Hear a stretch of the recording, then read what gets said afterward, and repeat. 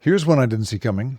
Weed is being not quite legalized, but definitely taken to a different status when it comes to its criminal status. And it's a really big deal. It's not something I would have expected from this administration, and yet here we are. It's Friday, December 19th. I'm Jake Ward. This is the Rip Current. We look at the big invisible forces moving us here and there. And weed's something that I have covered as a reporter for a long, long time. The policy around it, the science around it. It's pretty fascinating, and it's been really held back by the status of marijuana for as long as it has. And so this weird move, and I'll talk about the political implications of this in a moment, but the scientific implications of this weird move by the Trump administration could really be a very positive thing for this country. Let's get into it.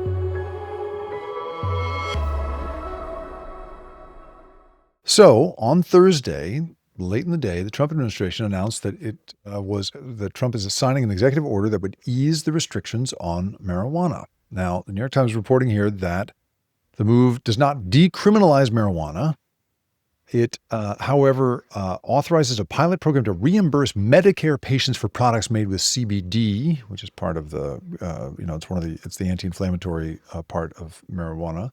But here's the really big part. And so that may be part of the political answer here that we can talk about in a second. But the big thing is that it moves this drug from Schedule 1, which is the category of drug that includes heroin, the stuff that really kills people and around which there's tremendous violence, down to what's called Schedule 3. And that includes things like ketamine and I believe psilocybin, the stuff that's in mushrooms, hallucinatory mushrooms. Right. And these are things that have real, proven therapeutic benefit. There are all kinds of, uses of mushrooms and MDMA, the stuff in ecstasy, and ketamine that have been used for therapy. And it's been a very positive thing for a lot of people. So the thing that is, the reason that has been such a problem it's been a problem for a lot of reasons. One of the big ones is that it has really stifled research for years and years and years and years. It was impossible to study the weed that people were getting off the street or even out of legal dispensaries in the states. If you're a federal researcher and if you're a researcher who takes federal funds, and any reputable researcher who wants to do a big scale study of anything, more or less has to take National Science Foundation funding, National Institutes of Health funding, one of those.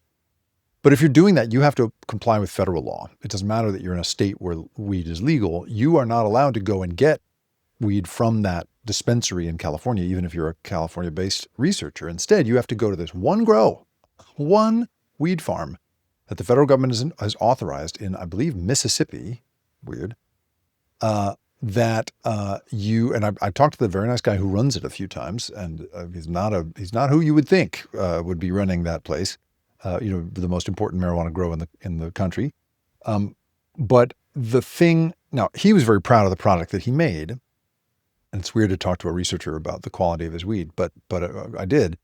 But the researchers that had to come to him for special dispensation to get this special weed and get these special pre-rolls, literally from this weed grow, they said that the product wasn't good enough. It just wasn't strong enough. It didn't compare. You couldn't get the shatter and the wax and the other weird products. You couldn't get this stuff. So you couldn't do a one-to-one comparison of what is it like when people smoke this stuff that they're getting in huge numbers from these legal dispensaries. And as a result, the commercialization of marijuana was way out in front of our scientific understanding of what it does to a population on a large scale. And so you couldn't get into these large-scale questions like, for instance, I have family members for whom marijuana produces an enormous psychoactive effect way beyond what's healthy and drives them in some cases into a really seriously, an otherworldly experience that is not good. And that turns out to be a very common thing, not hugely common, but statistically significant. A lot of people have that kind of experience. Some people experience enormous GI discomfort and huge amounts of sort of nerve-based pain in their digestive tracts. There's all kinds of stuff like that we just haven't been able to study. Now, we know that there's a cluster of these sorts of symptoms around marijuana. What is not clustered in marijuana is violence, right? So when you look at the numbers on violence, it is clustered around the heroin trade and death in general. Heroin, right, produces enormous amounts of both violence and death.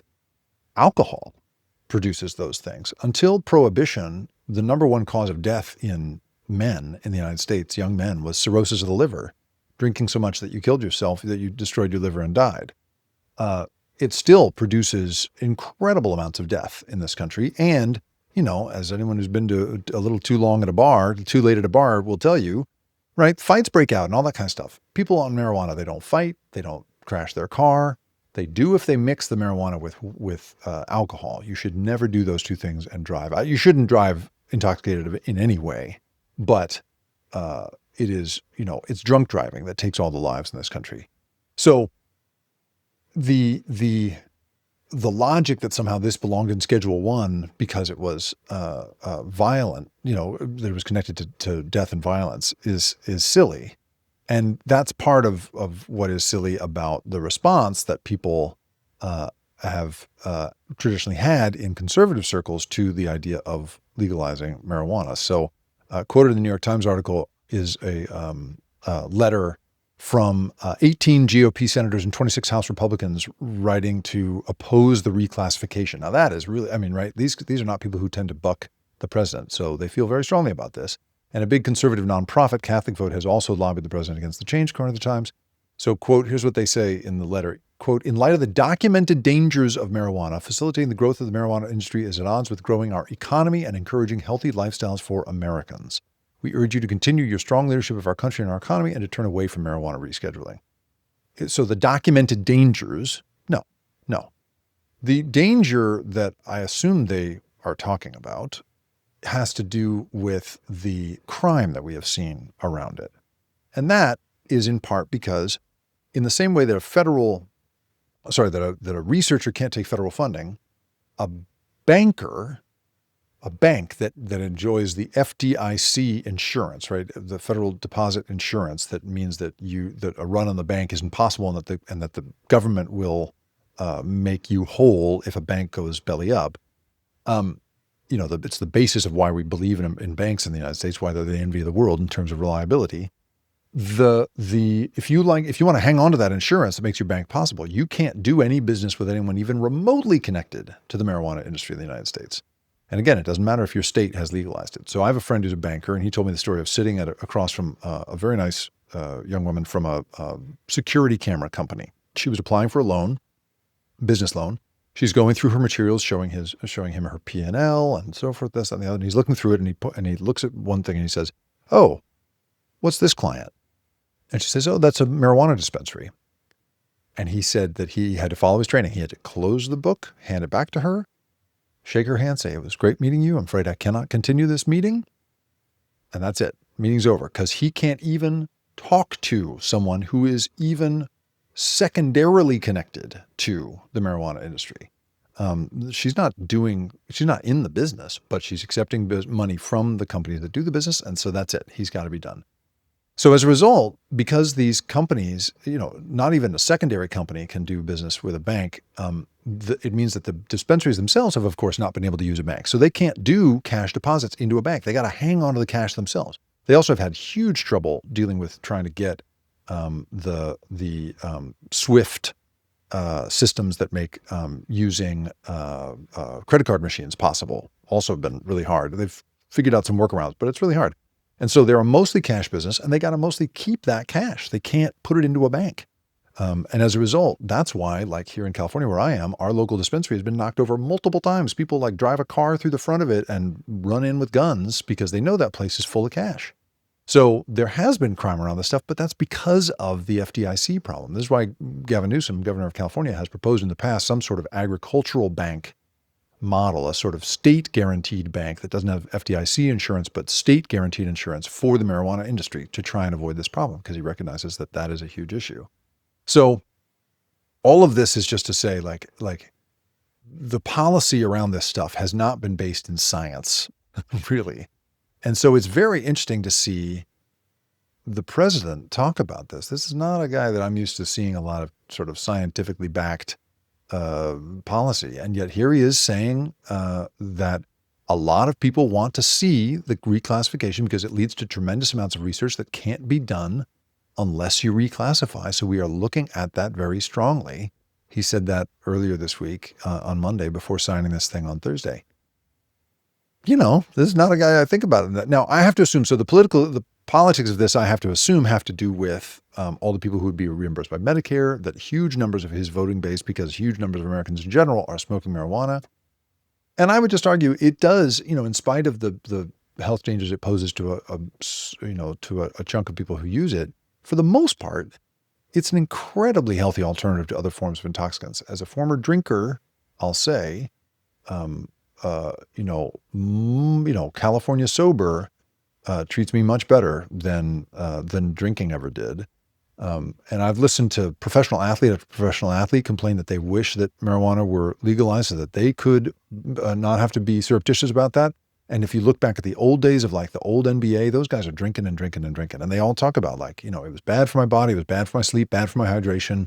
I should have been using this, much more natural substance and making it happen that way. I just think, we have for a long time, for racist reasons, for backwards reasons, we've had this thing misclassified as something that it is not. And what I really would like to see now is good research come out of this. I want people to be able to do the real research. And one of the really important things, last note I'll just say here, is now it's up to the states that have legalized this and are making enormous amounts of revenue out of this to fund that research.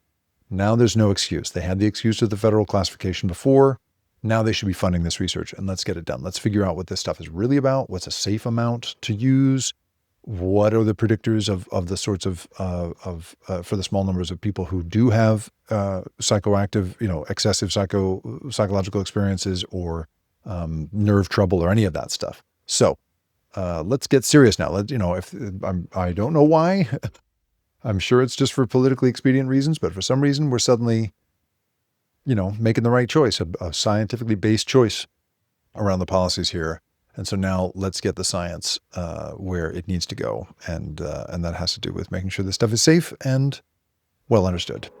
The Rip Current is produced and created by me, Jacob Ward. And if you liked this show and you want more content like this, go to theripcurrent.com, where I publish a weekly newsletter that covers these same sorts of stories of the big invisible forces that have us all in their grip. And if you want to really do me a favor, if you could go to where you have listened to this or watched it and like it, share it, or even better, review it. Holy cow, is that helpful? It's the best possible way for me to find a new audience. I really appreciate you being here. Thanks for listening.